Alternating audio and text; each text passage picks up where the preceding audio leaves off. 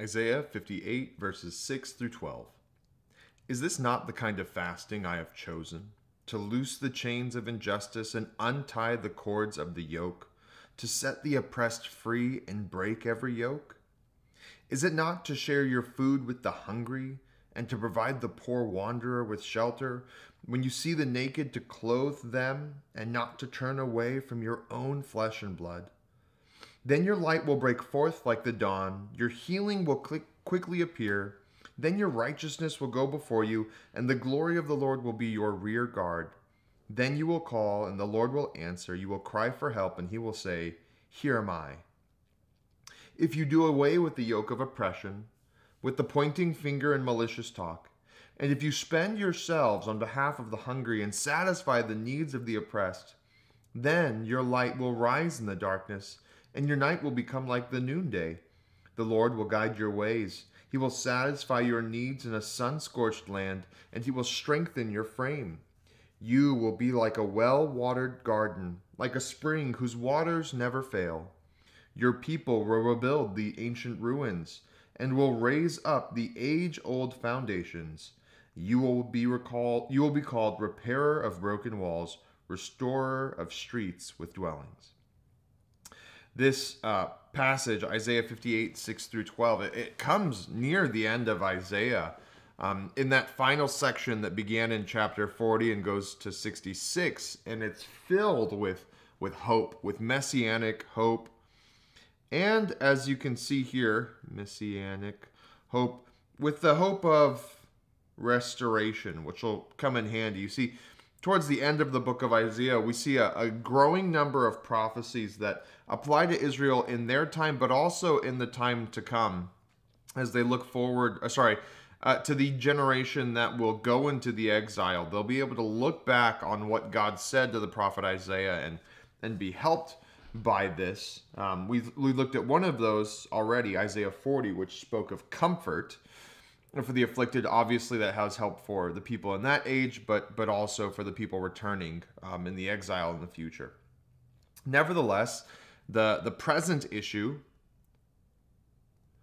that the Israelites are facing is that God isn't answering their prayers. Isn't answering prayer. Is not answering prayer. And if you look at 1 through 6, you'll see that the people, they are fasting, but God doesn't give them clear answers. And they're wondering, why God? And God says, well, on the day of your fasting, you beat one another and you get angry and you do what you want to do. And then the tail end of this section, 6 through 12, he begins to explain the kind of fasting that he has chosen of his people. And what's interesting is that it has nothing to do with food.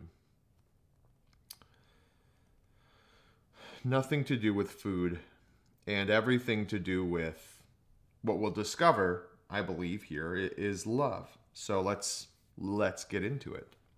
God opens with this question: is this not the kind of fasting that I have chosen?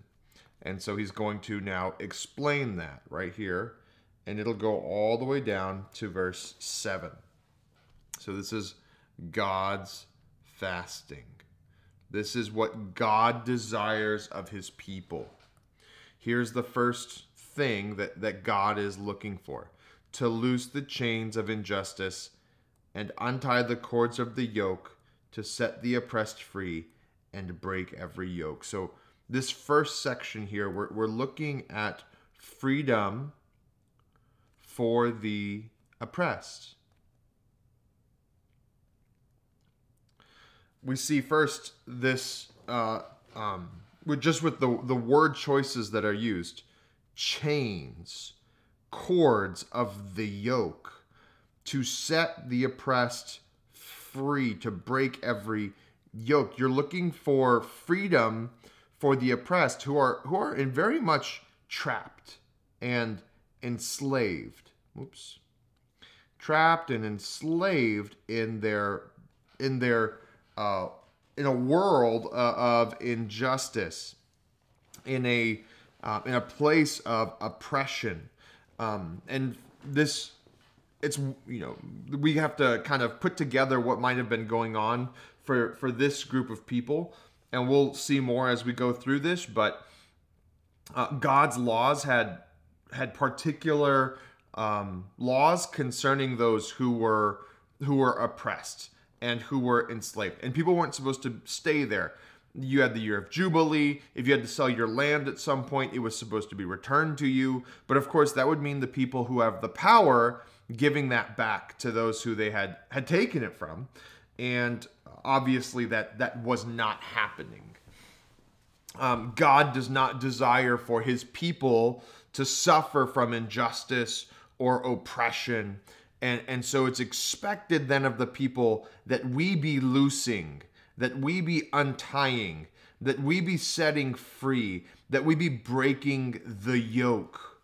This is the expectation for God's people. And again, this comes under fasting. And here's this second section here. Is it not to share your food with the hungry and to provide the poor wanderer with shelter? When you see the naked, to clothe them, and if you turn away, and not to turn away from your own flesh and blood. So again, it's a question here, very much rhetorical. Very much a rhetorical question. Share your food with the hungry. So again, we're looking at another group here. So this first group would have been the oppressed and the enslaved. This second group is now the poor. The hungry person, the poor wanderer with shelter, the poor wanderer. They don't have a word for homeless, but I mean, if you are looking for one, that would be it. Is it not to share your food with the hungry, to provide the homeless with what? With shelter. When you see the naked, we're talking about people so poor that they don't have clothes, to clothe them, and not to turn away from your own flesh and blood. Here's the other thing about the nation of Israel. They live in a country of their own family. It's a nation, but it's also a family. And so, these expectations are true for us, even though we're not family, but even more than for the Israelite who is dealing with their own flesh and blood. So on the day of fasting, they're not doing this. In fact, in all of life, they're not doing this. So they're not taking care of the oppressed and they're not taking care of the poor, but they're fasting and they're expecting God to answer them, and he doesn't. But he says, if you do begin to do the things that you're supposed to do, then here's what God promises. Then. This is basically a giant if-then statement. Whoopsie, not 15. If, then. If you do God's fasting, then you will receive God's blessing. All right. Then your light will break forth like the dawn. And this is really interesting. Let's watch this happen. Your light will break forth like the dawn. Your healing will quickly appear. Your righteousness will go before you, and the glory of the Lord will be your rear guard. So the question that we could ask is, what or who is the light, the healing, and the righteousness? And obviously the answer should be God. And what makes that very clear is this fourth one. The glory of the Lord is the last piece of this 4-part section. So if you will do God's sort of fasting, you'll receive God's blessing. And the way that shows up is that God shows up and breaks into your darkness. God's healing quickly appears in your life. God's righteousness is before you, and his glory will protect you. It will be your rear guard.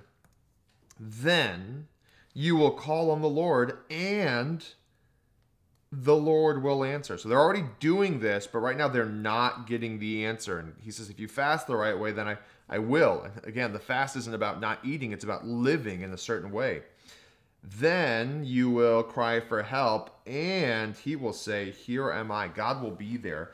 And this basically just gets repeated on this second side.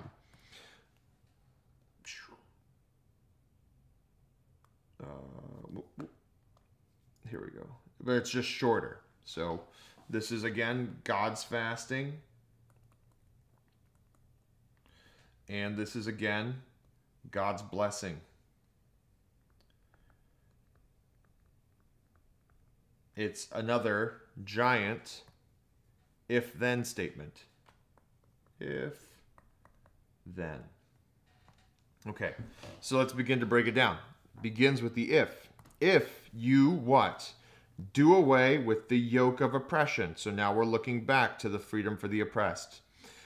But here's a new one. With the finger pointing and malicious talk. It would appear that not only do they not take off the chains of injustice, not only do they not take up the cause of the homeless and the poor and the oppressed, but that they point the finger and they speak maliciously. They speak ill and point the finger at the oppressed, at the enslaved, at the homeless, at the poor. Wow. Wow. The church, so many of us are guilty of this, of not lifting a finger to help, but instead lifting the finger to point and to speak maliciously. Not all of us. Many of us are doing the right work, but my goodness, is this just a condemnation on us, right? And if you spend yourselves, what's that mean? That means sacrifice. If you sacrifice yourselves on behalf of the hungry, back to the poor and the hungry, right? And you satisfy the needs of the oppressed. The oppressed have needs, and we're not talking about putting them into riches or wealth, but we're talking about meeting their needs. A need for justice, a need for freedom, a need for food, and a need for shelter. If you do this, then your light will rise in darkness, and we've already shown that that's God. Your night will become like the noonday. That time that you were scared will become for you like daylight. You won't be scared anymore. We could apply this here. Then the Lord will guide you always. You won't need to just be like, oh, special occasion, let's fast and seek the Lord's will. You'll be living with God consistently guiding you and showing you his will. And then here's the great promise that I really enjoy in all of this. He will satisfy your needs in a sun-scorched land and strengthen your frame. We're getting to the blessing of the soul. You're trying to be rich and do what you want to do over here. Well, if you'll spend yourself, if you'll sacrifice yourself, if you'll love sacrificially the poor, then God will satisfy your needs in a sun-scorched land, and he will strengthen your frame. You're looking for blessing? Here's the way to do it. Spend yourself on behalf of others. You will be, that will be is like a promise. You will be like a well-watered garden, like a spring whose waters never fail. And man, go read John 4, the woman at the well, and Jesus' promise that living waters, when we drink the living water that is him and the bread of life that is him, that they will become a spring in us that will never go out. And then this last part, back up to what we said at the very beginning, that this is a special promise that is going to come back, and especially in the exile. And there are texts like these that really show us that exilic bent towards the end of Isaiah. Again, 150 years before the exile, but he says, your people will rebuild the ancient ruins. They will raise up the age-old foundations. You will be called repairer of broken walls, which is certainly just that reminder of Nehemiah right there. And restorer of streets with dwellings.